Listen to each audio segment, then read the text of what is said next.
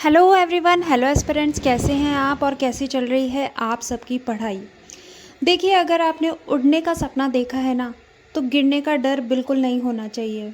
उड़ते रहिए आकाश में, कोशिश करते रहिए, पंख फैलाते रहिए।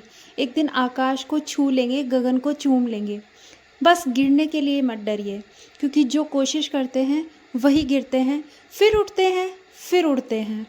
इसलिए कोशिश हमेशा करते रहिए।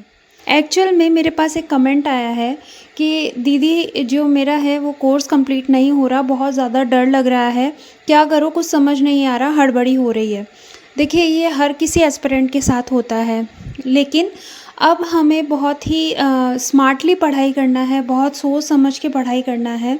तो कोर्स कंप्लीट ना होने का कारण बहुत सारा हो सकता है, लेकिन उनमें से एक है कि आपने जो भी कोर्स या जो भी सोर्स ले रखा है, आप क्या करते हैं, यानी हाँ, हम सबकी ही ये प्रॉब्लम होती है कि हम सब क्या करते हैं कि हम कोई जो टॉपिक हमको हार्ड लग रहा है तो उसमें हम अटक जाते हैं और फिर हम आगे बढ़ ही नहीं पाते, उसी को हम रिवाइज करते रहते हैं।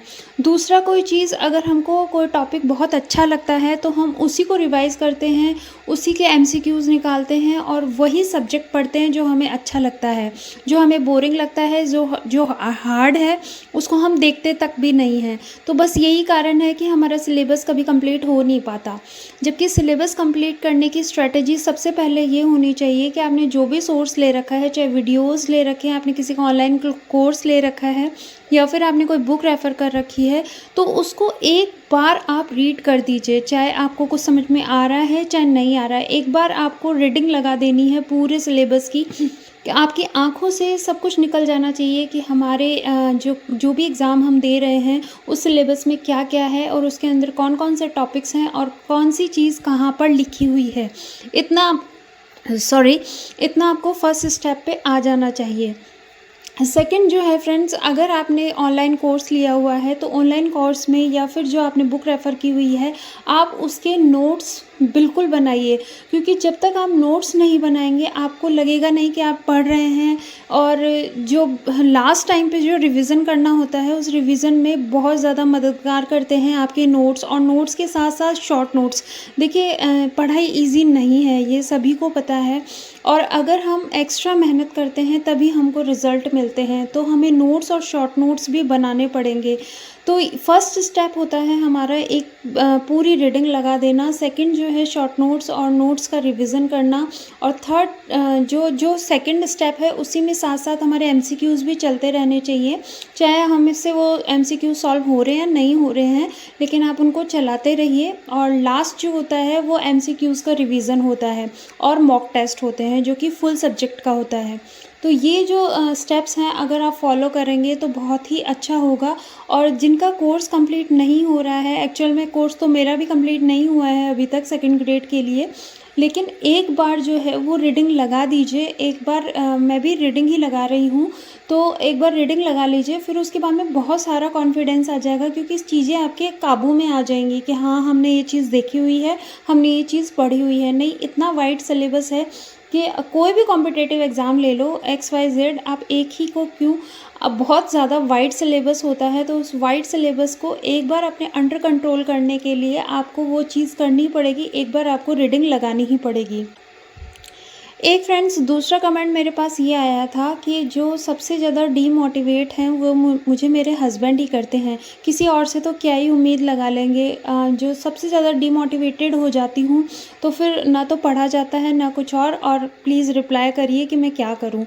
तो फ्रेंड्स देखिए, मैं ये सोचती हूँ कि जो हस्बैंड वाइफ़ का जो रिलेशनशिप है वो सबसे क्लोज्ड रिलेशन होता है, और अगर ये थोड़ा-सा भी बिगड़ता है, ये छोटी-छोटी चीज़ों पे बिगड़ता है, तो बहुत बड़ी बात हो जाती है और हमारी जो लाइफ़ है उसका सिस्टम सारा ख़राब हो जाता है।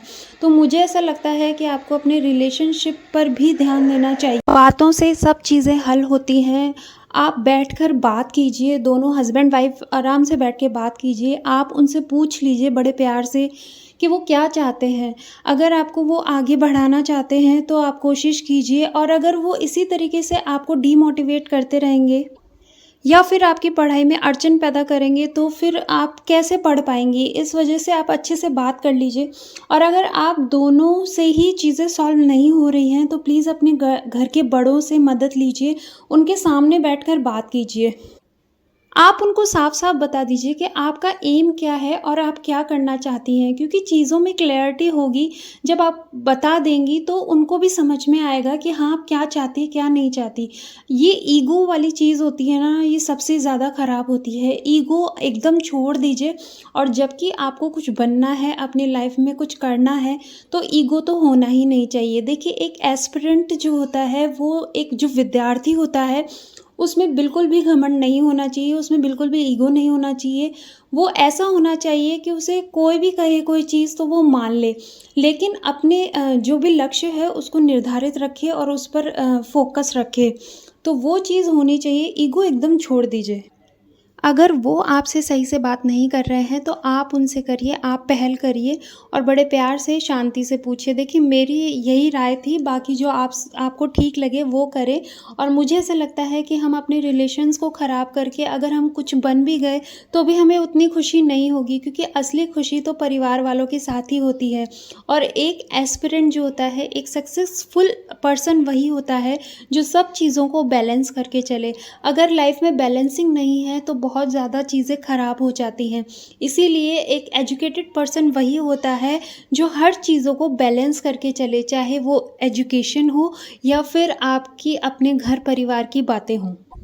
हाँ, डिफ़िकल्टीज़ आती हैं, बहुत ज़्यादा प्रॉब्लम होती है, लेकिन देखिए, यही तो नाम ज़िंदगी है और इसी का नाम है कि सैक्रिफ़ाइस करते हुए जाना है और आगे बढ़ते हुए चले जाना है।